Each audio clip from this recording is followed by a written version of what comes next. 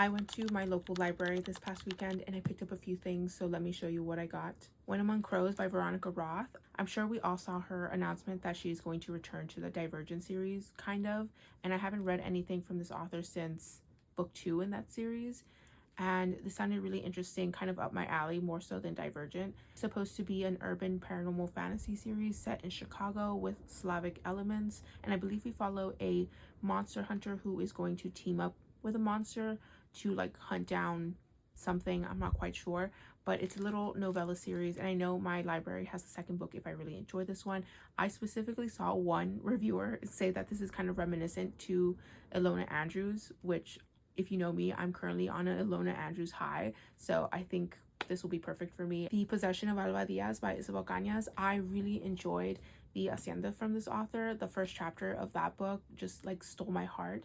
I believe in this book we follow a woman and her family that flee from their hometown because there's some sort of plague, and they go to a mine that I think that they own, and our main character Alba is starting to behave oddly, and it's a possession story, as you can tell, and I love possession stories. It's one of my favorite like subgenres of horror, and there's going to be a bit of a romantic thread throughout this book from what I gather, and I love when like romance or longing or yearning or whatever have you is part of a horror story. I think there's something so beautiful and like tragic about that.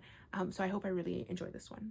Death Takes Me by Cristina Rivera Garza. I kind of picked this up on a whim. The summary sounded really interesting. I think this is supposed to be literary thriller, and we follow a professor who finds a mutilated body and she becomes the informant on this case, but more and more castrated men are being found, and I think this is supposed to be the author's take on the like gendered violence in the crime thriller genre. This book is not written in a traditional way. There are some like standard chapters, but some chapters have footnotes. I think some chapters have mostly poetry. Some chapters are written in like a screenplay kind of format. I think I saw some reviewers talk about how much of a struggle this is to get into. Like, it's not an easy breezy read, which is always good to have that in your TBR. This was originally written in Spanish and was translated.